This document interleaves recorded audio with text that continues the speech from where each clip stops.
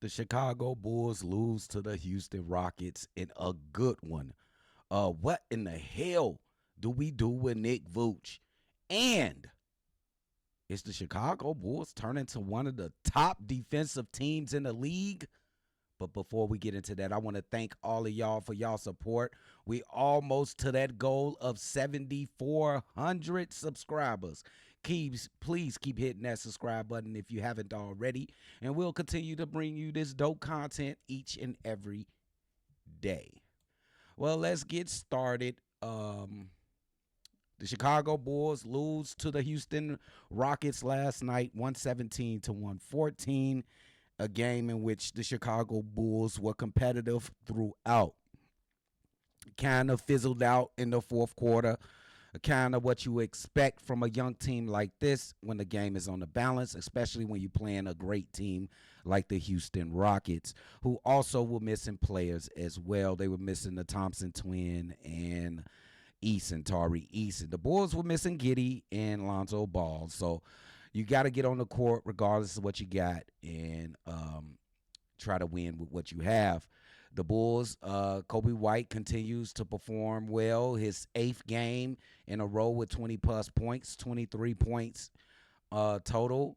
He has begun to get really physical offensively and getting into the mid-range and making his defender feel him. I love the way Kobe White playing nowadays. Montes Buzelis continues his good play. He had a good electric plays in that game, a good dunk off a steal, a couple three-pointers to start the game off. He scored the first 6 points for the Chicago Bulls. Trey Jones continues to be a revelation for the Chicago Bulls. We must sign this guy. Another solid outing without Josh Giddey, 19 points and 6 assists. Patrick Williams comes in and gives us what Patrick Williams does, 10 points and about 3 or low rebounds. You played good, Patrick Williams. That's what I expect from you, 10 points. Zach Collins didn't have too much of a game. We're going to talk about that later. 5 points, 5 assists. And then we go to Nick Vooch, 15 and 7 with 3 assists as well. The Chicago Bulls are playing well. You're not going to win every game. I think the Bulls had a chance to win this game. They couldn't get over that bad third quarter in which they lost 25 to 18. They only lost the fourth 32 to 31. Yeah, the Bulls are still building. I like their aggressiveness. They're playing better defensively, which we will segue into the defense. The Chicago Bulls, if you realized it or not, the Bulls have been one of the best defensive teams since the All-Star break. Look at this. Before this is offensive rating. Before the All-Star break, they jumped up they was at 19th with 112.1 offensive rating. They've jumped all the way to 15th at 115.5 in offensive rating. But this is about defense. The Bulls are 4th in this 4-game winning streak.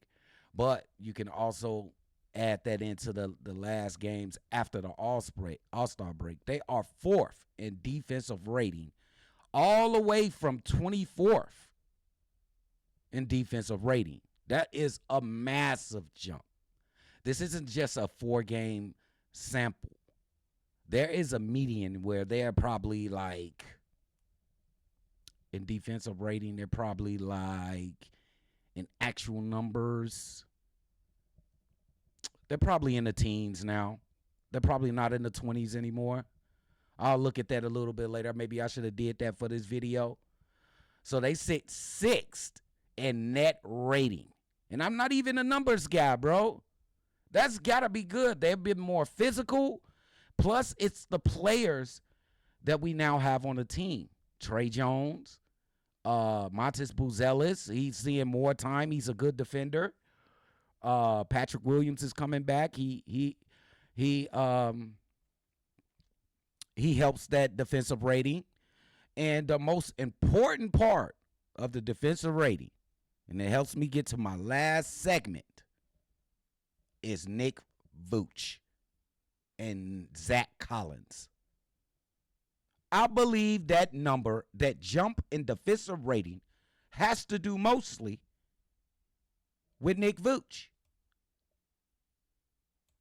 It has mostly to do with Nick Vucevic. If he's not in the lineup, the Bulls are a good defensive team. I don't know why Billy decided to put this guy back in the lineup. But you can see, once he gets in the lineup, the play of the team deteriorates. Once he's out, the Bulls make a run each and every time. Somebody grow some balls in the front office of the Chicago Bulls and sit Nick Vucevic. Sit him down. It's okay. He's still getting paid. Go on vacation. His services are not longer needed with the Chicago Bulls. So I found this article from Pimpin' Ain't Easy, and they talked about this situation. Chicago's front office held on to Nick Vucevic at the trade deadline. Mistake number one. The 35-year-old missed 7 games with a calf injury between February 24th and March 8th. Over those 7 games, Zach Collins started and averaged 16.8 points, 10 rebounds, and 3 assists on 58% from the field, 36 from 3, and 84 from free throw line, shooting splits. The Bulls went 4-3.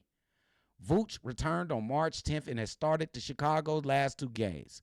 But because, of course, he has, despite his career best shooting efficiency, fallen off very, very high cliff since January 1st. He's shooting 31% from 3. Wow.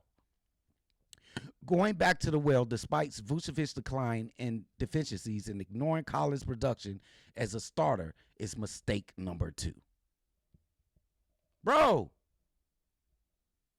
Like, what are we watching? What are we watching here? 15-7 for Nick Vucevic, 5-5 from Zach Collins. 19 minutes for Zach Collins and 29 minutes for Vucevic. Somebody must be the adult in that front office and say, this is not working.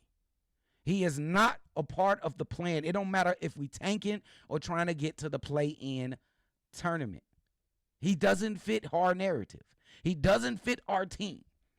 I'm going to say it again. Somebody grow some balls and tell Nick Vucevic to stay his ass home. And with that being said, if y'all like what y'all listen to, make sure y'all hit that like button. Subscribe if you haven't already. And I'm going to see y'all on the next one. The goal is 7,400. Y'all the best in the world. Peace out.